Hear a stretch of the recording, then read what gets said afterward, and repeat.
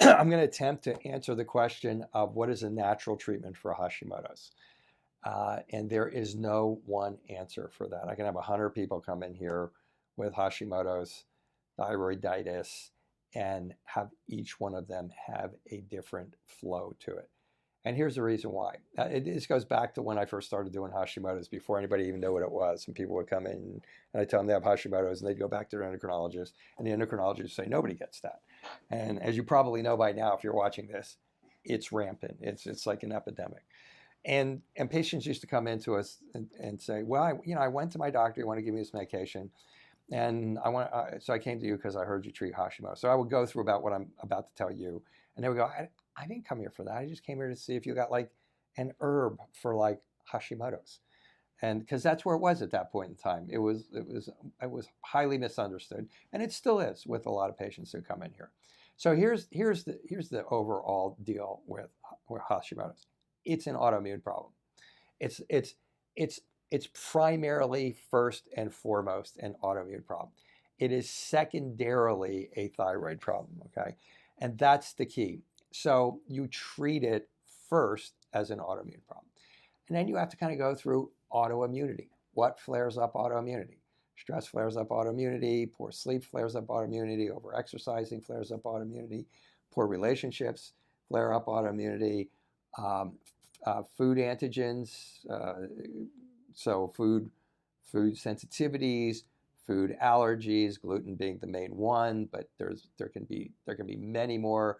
If you're sensitive to gluten, usually there's a number of other cross sensitivities that you're going to find, chemical sensitivities, environmental toxicities. These are all the things that, and that's not all of them. I mean, there's nutrient deficiencies. There's a number of things that will flare up your autoimmunity. Too much salt, low blood sugar, low blood pressure. All of these things are aspects of physiology that when a person comes in here with autoimmunity, this is something that we look at.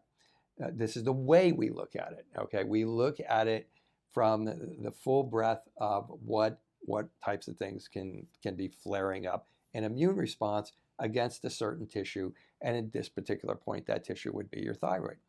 If a person comes in here and they've not been on thyroid medication, or they've only been on a little thyroid medication for a fairly short period of time, let's say less than 2 years, you can frequently get that thyroid to calm down and start working properly if you do a good history on that person, find out in the framework of all of those things, what's actually causing them to have an inflammatory response against their immune system that then in turn attacks Hashimoto's, attacks your thyroid and creates Hashimoto's responses. And so that's kind of how you have to go about it. You have to do a good history. You have to figure out, maybe run the proper labs to figure out, is there toxicities? Do they have all infections that are sitting around from strep or something like that? You have to figure that out, and then you can attack. Leaky gut, the leaky gut and the anti-inflammatory diet. You've heard of anti-inflammatory diet. That was basically put together for Hashimoto's. And then it was kind of discovered that Hashimoto's was related to a lot of other autoimmune problems, and that those other autoimmune problems were responding to the anti-inflammatory diet. And then that morphed into the autoimmune paleo diet. But even that diet needs to be dissected out more for food sensitivities, and some of you people come in and you can't eat anything. You have what's called an oral intolerance problem. That's actually called an oral tolerance problem, but that sounds kind of counterintuitive to the fact that you can't tolerate food. So we'll call it oral intolerance for this. So these are all of the things that need to be evaluated for an autoimmune problem.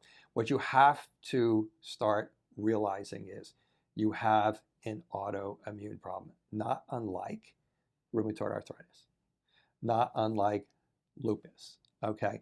And the goal is to put you in remission. So people call me and they say, can you cure me? No, it's an autoimmune problem. You can put it in remission by figuring out what specific areas of that particular patient's physiology are flaring up the immune response. And once you figure that out, not only can you get them into remission, but then that person will have the specific tools for their particular immune response so that they know how to hopefully stay in remission, or when they get an exacerbation and get out of remission, they have an exacerbation, they'll know how to get back into it because it's going to be the same things that put them in there in the first place. So that's really the kind of the skinny on on on what is the natural treatment for um, for Hashimoto's. And most of those things can be taken care of with lifestyle changes. They can be taken care of with herbs and botanicals and nutrients of that, polyphenols and those types of things. It can be taken care of with just figuring out and removing poor dietary proteins. So so basically lifestyle changes and dietary changes and nutraceuticals and those types of things. So it is a natural approach. It is a natural approach, and there are herbs and botanicals specifically for the thyroid, but you're not going to take those herbs and botanicals first if you really want to figure out what's wrong with you, because the herbs and botanicals work on helping your thyroid to make more thyroid hormone or helping it to convert it better. That's another whole animal we'll talk about. But you have to figure out all those things first, because if you figure out all those other things, you may not need to take herbs and botanicals for your thyroid.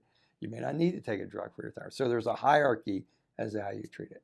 So that's kind of like that one's kind of like you got to come in and figure out with me what's right for you on that one, or with somebody what's right for you on that one. So that's it. That's the kind of the Cliff Notes summation outline of natural therapy for your Hashimoto's thyroiditis.